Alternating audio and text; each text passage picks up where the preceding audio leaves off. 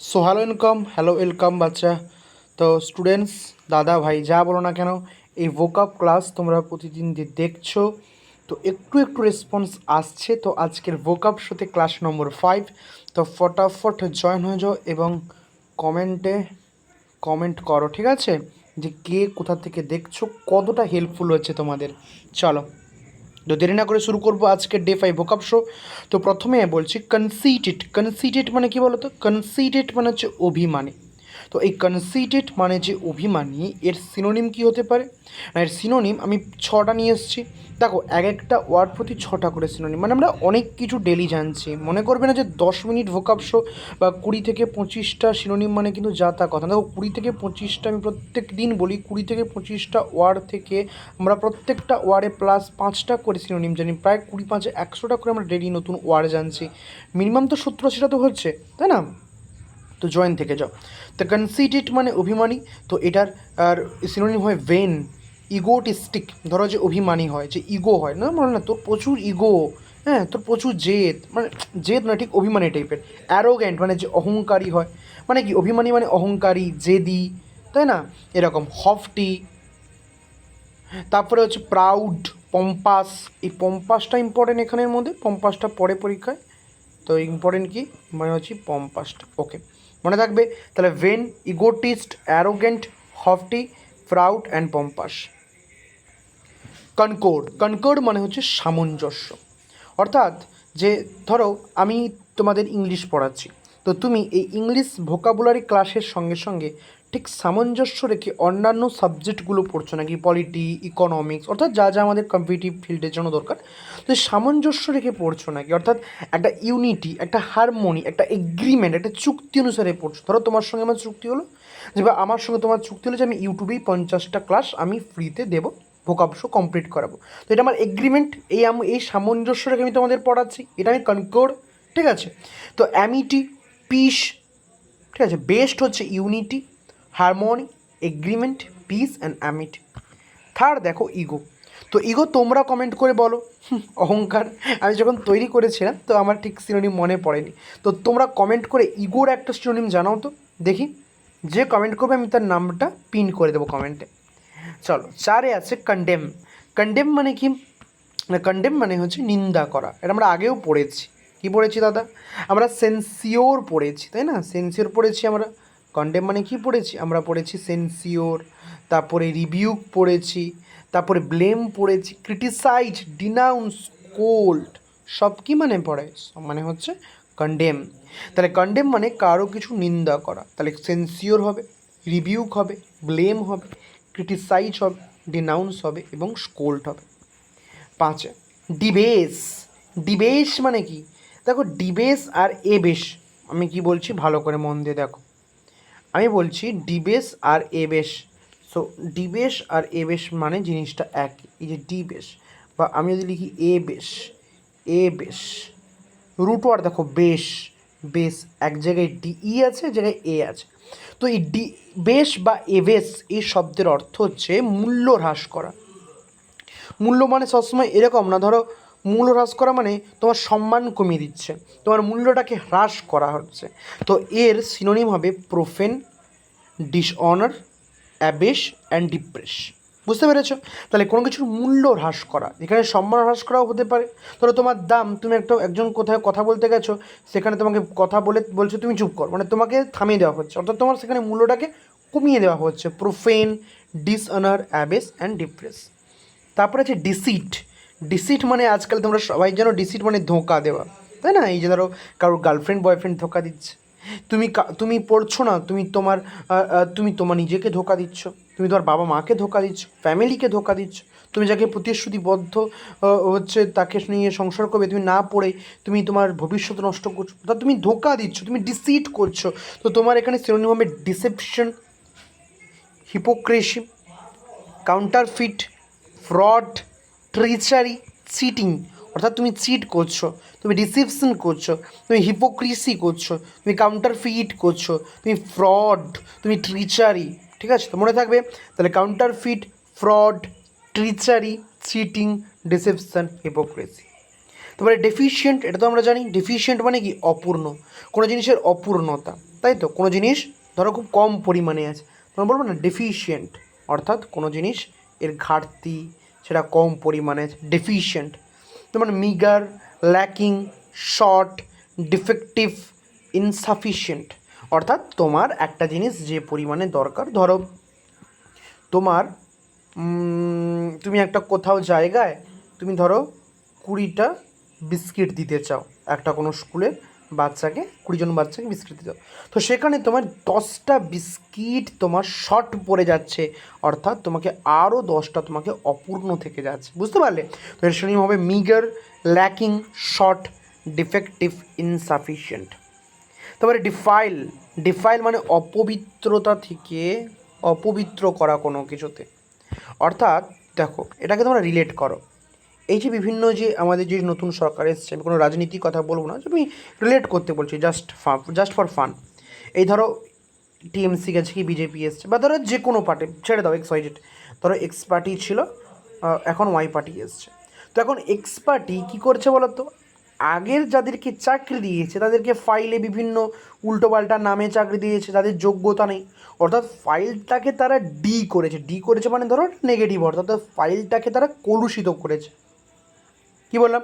তারা ফাইলটাকে কী করেছে? কলুষিত করেছে।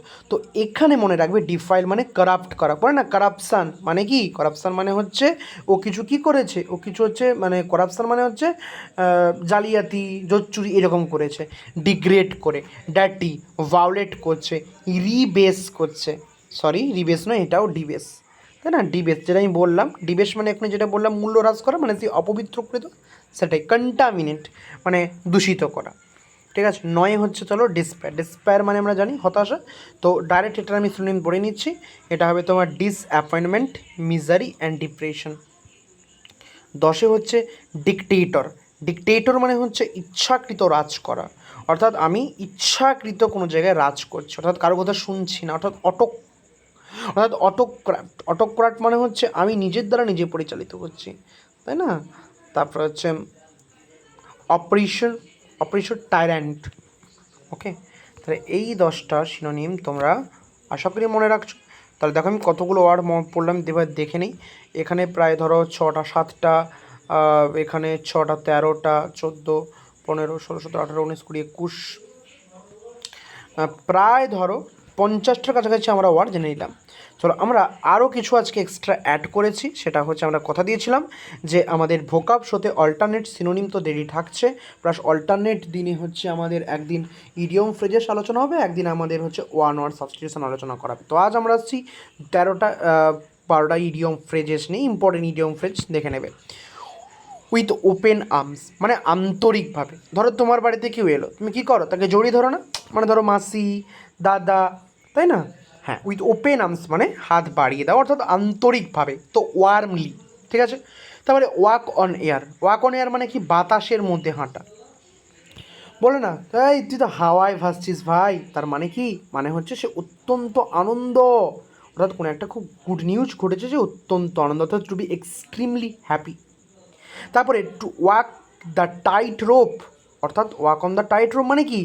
একদম ধরো এ ছাদ থেকে ও ছাদে একটা দড়ি আছে, তো তুমি মাঝে একটা দড়ি দিয়ে বেঁধে দিয়েছো, এ ছাদ থেকে ও ছাদে তুমি সেই দড়ির ওপর দিয়ে যাচ্ছে না, টাইট রোপের উপর দিয়ে হেঁটে যাচ্ছে, তাহলে কি সিচুয়েশন হয়ে যাচ্ছে? তোমার একটা মানে হয়ে যাচ্ছে, মানে কি একটা কশিয়াস হয়ে যাচ্ছে, ঝুঁকিপূর্ণ কাজ হচ্ছে, তাই না? কশাস ঘটনা হয়ে যাচ্ছে, তাহলে টু বি রিস্ক কাজ হয়ে যাচ্ছে, অর্থাৎ to be very cautious performing risky task, অর্থাৎ কোনো কিছু ঝুঁকিপূর্ণ কাজ তুমি কিছু রিস্ক নিয়ে করছো, অর্থাৎ তোমাকে বলছে ঝুঁকিপূর্ণ কাজটা তুমি সাবধানে করো। তারপরে when pigs fly, pigs fly মানে কি বলো তো? পিগ মানে কি? শুকরছানা, তো শুকরছানা কি আকাশে উঠতে পারে? তুমি বলো।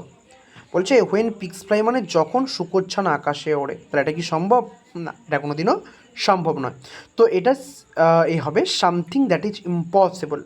তারপরে 5এরটা, where there is a will there is a way, অর্থাৎ যদি তোমার ইচ্ছা থাকে তাহলে উপায় হবেই, অর্থাৎ if you are determined enough you can find a way to achieve what you want, অর্থাৎ তুমি যদি একটা নির্দিষ্ট ইচ্ছেতে একটা নির্দিষ্ট রুটিনে ডেলি চলো, তাহলে তুমি তোমার ইচ্ছাটা যেটা চাইছো তুমি যে কোনো উপায়ে সেটা পূরণ করতে পারবে। অর্থাৎ ধরো তোমার ইচ্ছা যে তুমি ভোকাবুলারিতে এসএসসির যে পরীক্ষাগুলো বা আমাদের যে ওয়েস্ট বেঙ্গলে যে টুকটাক পরীক্ষা হয়, তো মানে যেখানে ইংলিশ লাগে, তো সেখানে তুমি ভোকাবুলারিতে একদম ফুল আউট অফ ফুল নিয়ে আসবে।